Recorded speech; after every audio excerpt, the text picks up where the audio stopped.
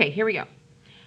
Mike McDonald is an architect who designs water fountains. Part of his job is designing or determining the placement of the water jets that shoot the water into the air to create arcs. And as you can see, they're parabolic shaped, right? These arcs are modeled by parabolic functions. When a stream of water is shot into the air with the velocity v at an angle of theta with the horizontal, the model predicts that the water will travel a horizontal distance of d equals v squared over g times the sine of 2 theta and reach a maximum height of h equals v squared over 2g times the sine squared of theta, where g is the acceleration due to gravity. The ratio of h and d helps determine the total height and width of the fountains. Express h over d as a function of theta. I'm not sure we'll hit that today, but we are going to do that in example 3. This is lesson 7-4 of pre-calculus on February 23rd, 2018. All right, let's continue. Now, we're going to do a few more identities, the double angle identities and half angle identities. And so the first one leads us to the double angle identities, which are down here. Let me see if I can get that a little clearer. Okay. It is sometimes useful to have identities that find the value of a function of twice an angle or half of an angle. We can substitute theta for both alpha and beta in the sine, the addition of two angles, the sine of that, alpha plus beta, to find the identity for a sine of 2 theta, double angle. Okay, so if we replace double angle, we can add 2 angles, and that's the sine of 2 theta. And so replacing theta for A and B here. So that would be sine of theta cosine theta plus cosine theta sine of theta. Well, those two are the same thing, so that equals 2 times the sine of 2 sine of theta cosine theta. So there is the sine double angle identity. You can do the same thing with cosine of 2 theta and replace alpha and beta with theta. So we take the sum identity for cosine and plug in thetas, and we end up with cosine theta minus sine theta. So cosine theta minus sine theta. That looks very much like the Pythagorean identity, but it's subtraction instead of addition. Okay. Now, if we substitute 1 minus cosine theta for sine squared theta from Pythagorean identity, or 1 minus sine theta for squared theta, for cosine squared theta, we will have 2 alternative identities for cosine 2 theta. So we have 2 times the cosine squared theta minus 1, and 1 minus 2 sine squared theta. Okay, so both of those can be used for a double angle identity for cosine. These identities may be used if theta is measured in degrees or radians. So if theta may represent either a degree measure or a real number. Okay. Hopefully we can just make it through these identities and then get to some examples that'll make more sense. Okay. So now the tangent of, like we had before in the last lesson, I think it was, the tangent of alpha plus beta, substituting theta in for those, so a double angle identity for tangent. So it's 2 of those. Now, if you remember the pattern back from, let's see, what page was that on? There it is, right there. Nice. Tangent of alpha plus or minus beta, so the sum and the difference of 2 different angles. We have this identity right here. So instead of putting alpha and beta, we're just going to put the same. You could use, yeah. You could use the same one. It doesn't really matter. They use theta to replace alpha and beta. Okay. So they're just showing you it's the same angle. Okay, so replacing that, we have tangent of theta plus tangent of theta over 1 minus tangent of theta, tangent of theta. So 2 tangent of theta over 1 minus tangent squared of theta. Okay, thus we have our double angle identities all right here. Can everybody see that? Okay, once again, this is going to be really good for you to have on your cards, on the back of your thema flop, your unit circle, foldable, whatever that you can use. Okay, so we have sine 2 theta, cosine 2 theta. We have 2 of those, actually 3 of those. And then tangent of 2 theta. So here we go, in action. Okay, so number 1, if the sine theta equals 2/3 and theta has a terminal side in the first quadrant, find the exact value of each function. Okay, so we're looking at an angle who has a terminal side. Let's say this one, it doesn't really matter. I'm sorry, I'm going everywhere. Right here. So that would have a terminal side, this angle, in quadrant 1. That's what they're talking about. Okay. Now, if the sine of theta is 2/3 and theta has a terminal side in the first quadrant, find the exact value for each function. Okay, well, sine of 2 theta. Well, they told us our theta is 2/3, right? So we're going to use the double angle identity because, and the reason why is we don't know, that's not one of our commonly used angle measurements or radian measures that are in our unit circle. So this is, again, how we find one of these, a double angle identity. So it is equal to, it says to use the double angle identity, if you look back and see what that is, back up here, double angle identity for sine, it's 2 sine of theta cosine theta. Well, it told us what the sine of theta was, or we could find the sine of theta easily, but we need, the sine of theta is 2/3. But we don't know the cosine, so we need to figure that out. And in doing that, we're going to use the Pythagorean identity. Okay, so sine squared of theta plus cosine squared of theta equals 1. We know the sine of theta is 2/3, so we're going to square that, plus cosine squared theta equals 1. Subtract this from both sides, and you get cosine squared theta equals 5/9. And take the square root of both sides to get the cosine theta by itself, and we got square root of 5/3. Everybody agree? Katie, does that make sense? Okay. Now, then we can now use the double angle identity for sine 2 theta. Okay. So the double angle identity will be 2 times the sine of theta cosine theta. Well, we know what sine of theta is. It's 2/3. Now we know what cosine theta is. It's square root of 5/3. And just simplify, and they do not want a decimal if they want the exact answer, remember. Exact answers are given in fractions or radicals. Okay, depending on what's needed. All right, now we have example 1b, cosine 2 theta. And we're still using that, the sine of theta is 2/3. Well, and now we know the cosine of theta is 4 times square root of 5/9. Oh, I'm sorry, no, that's the 2, I'm sorry, cosine is square root of 5/3, I'm sorry, from back up here.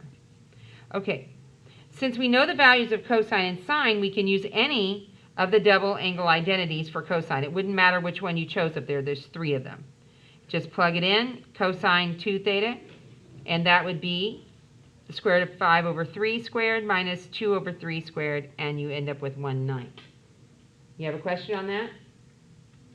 Okay, no, this is so exciting. Okay, what I'd like you to do is this. Take a couple of seconds and, well, let's just do one on the board. I don't know if, you know what, I'm going to get a piece of paper so I can do it up there so they can see it too.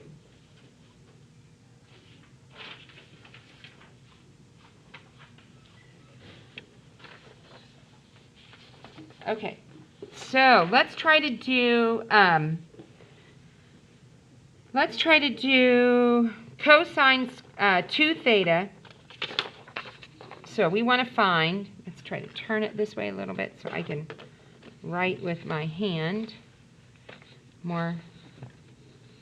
Hope that makes sense. So I'm going to do, if the sine of theta is 3/4, so how far do I need to go down? Okay. So if the sine, whoops, not capital S, lowercase, sine of theta equals 3/4, okay? Then I want you to help me find cosine 2 theta. Double angle identity there. Okay, what do you think we should do? You can choose from any one of these three right here, identities. Which one you guys want to use?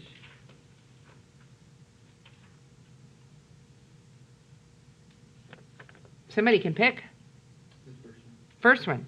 Okay, so we're going to use the cosine 2 theta equals cosine squared theta minus sine squared theta. All right. But first, we have to find out what, to do this, we already know the sine, but we have to find cosine, don't we? So we're going to do what they did, I don't know if you can still see it. Where did we do it? Nope. We're going to use the Pythagorean identity to be able to find the cosine, right? Okay, so let's see, let me try to get that up there. Okay, so the Pythagorean, that's what we want in the end, this right here. So the Pythagorean identity is sine squared theta plus cosine squared theta equals what? 1. Very good. Okay, we already know sine was 3/4, so we're going to have 3/4 squared plus cosine squared theta equals 1. And somebody might need to help me with the calculator. So then we're going to get cosine squared theta equals what? 1 minus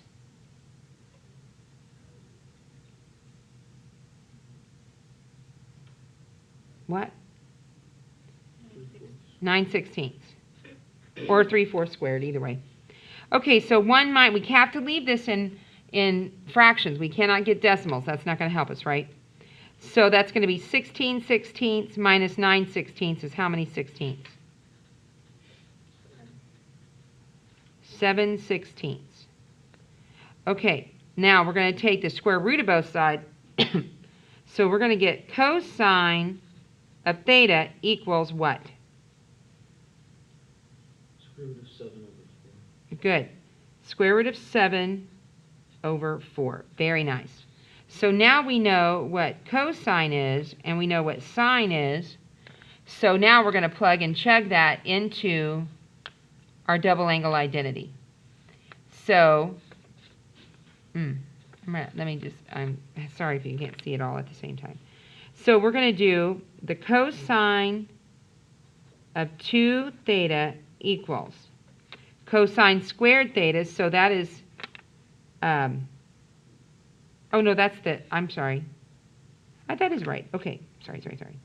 So square root of 7 over 4 squared minus 3/4 squared.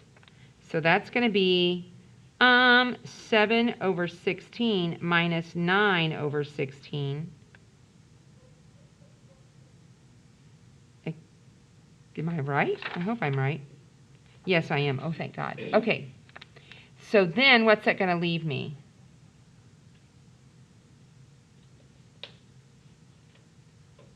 -1/8.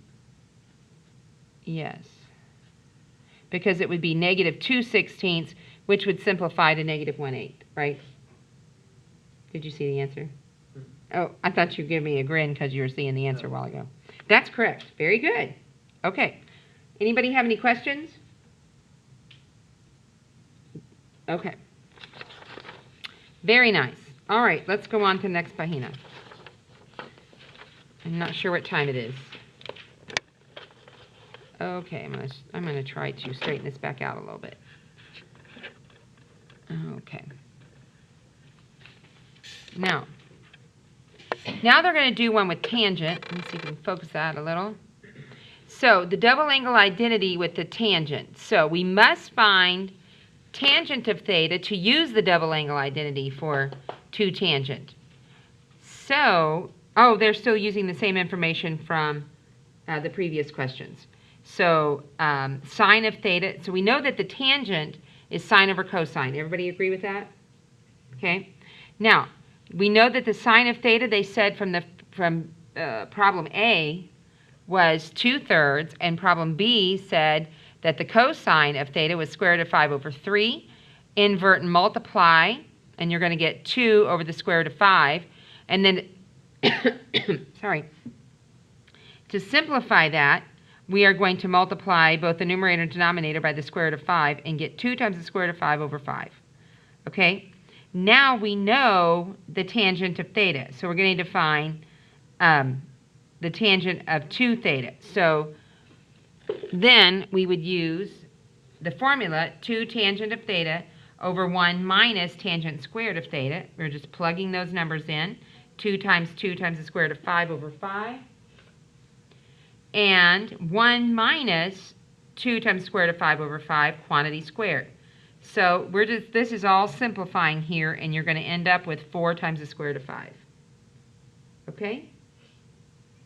All right, now let's look at this one. Okay, now the cosine of 4 theta. This is double the double angle identity, right? Since 4 theta equals 2 times 2 theta, use the double angle identity for cosine again. Okay? So that's going to equal cosine of 2 times 2 theta.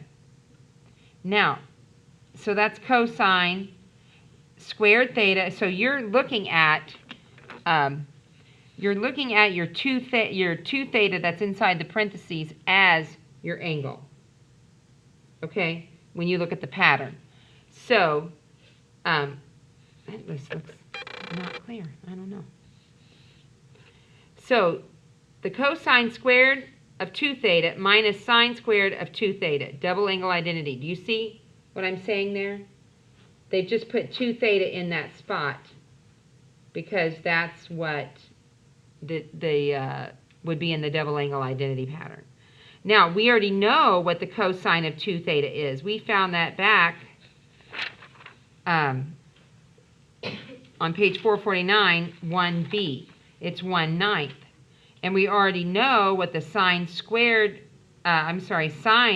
of 2 theta is. We found that back at the very beginning. 4 times square root of 5 over 9 in the A part. And then you just square them and subtract them, and you end up with negative 79 over 81. Is that too fast? What problem was it that we got the answer negative on the end? Oh, it's not in this. I just wanted to do another one so you could see it happen again. Good question, though. Okay. Now, I'm going to go, maybe it just seems so blurry. Okay, we can solve 2 of the forms of the identity for cosine 2 theta for cosine theta and sine theta, respectively, and the following equations result. Okay, so if we have cosine 2 theta equals 2 cosine squared theta minus 1, so that's one of those, double angle identities for cosine. There's 3 of them. Okay. So if we solve for theta and get theta by itself, we're going to end up with this equation. Cosine theta equals plus or minus the square root of 1 plus cosine 2 theta over 2. And if we use another one of the identities, we can solve for sine of theta. And then we end up with sine of theta equals plus or minus the square root of 1 minus cosine 2 theta over 2. So these are two more identities that can be used. That's why it gets a little tricksy. Not that any of them that are super hard. It's just hard remembering all of them. That's why I'd like you not to try to make yourself get in a predicament where you have to memorize it, but just write it down. You can refer to it. The more you use them, the more you'll remember them. Okay, we can replace 2 theta with alpha and theta. Oh, with alpha, sorry.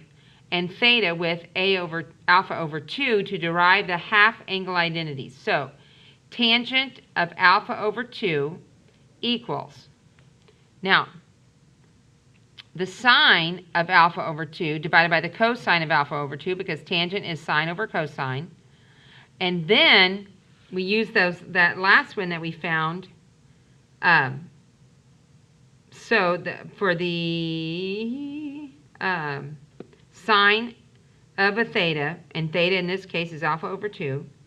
So it would be plus or minus 1 minus the cosine of alpha over 2 divided by plus or minus the square root of 1 plus cosine of alpha over 2. All right. Now, and when you simplify all of that, you're going to get the square root of 1 minus the cosine of alpha over the cosine, 1 plus the cosine of alpha. So once again, there is another identity, but it's a half angle identity for tangent. What's the matter? What is the matter? I'm very tired. I'm sorry. Do you not go to bed at night? I do. Okay. I know it's hard. You need sleep. Okay. Now, and this is so exciting, I'm sure it's keeping you awake. So here are half angle identities. The sine of alpha over 2 equals this. Cosine of alpha over 2, this. And tangent of alpha over 2. It equals where you have to make sure that the cosine of alpha does not equal 1, because that would make your denominator. Anybody know? You don't remember what happens when your denominator is 0?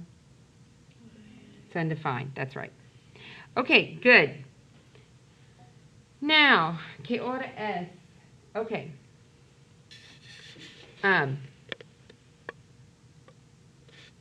Let's see here. Well, let's do one of these, and then I'm going to have you do a couple of problems that are from your homework for Monday. So, use a half angle identity to find the exact value of each function. So we have sine of 7 pi over 12. Well, we can use a half angle identity for sine, but to do so, we need something divided in half. So they've changed the sine of 7 pi over 12 to equal sine of 7 pi over 6 divided by 2. That's the same thing as that. If we inverted and multiplied, we would get this. But it's now in the form of, and we only really need this part at the top, right? To use the half angle identity, you really only need the alpha. So, but you have to put it over, you have to make it equivalent to put it over 2 to find out what the alpha is. So, if the sine one, if you look back up here, and we're looking at this one, so the square root of 1 minus the cosine of alpha over 2. So, 1 minus the cosine of alpha, 7 pi over 6 over 2. Okay, well, we know that the cosine, yeah?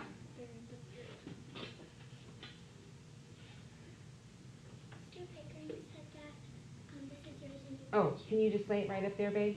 Thank you so much. I'm sorry you had to bring that up. Okay. So, 1 minus the cosine of 7 pi over 6 over 2. So we're going to simplify that. Well, we know the cosine of 7 pi over 6 because that is one of our handy-dandy 7 pi over 6. Where am I not missing? There it is. Okay. And so the cosine, isn't that what we wanted, is the negative square root of 3 over 2. Did everybody see that? 7 pi over 6. There we go. Okay. Now, put that in there and simplify. Simplify. There you go. And this is what you would get. And that's as simplified as you need to get. We don't need to put it in there. And we'll finish the rest of this tomorrow. Not tomorrow. Monday. So let us say goodbye and see you on Monday.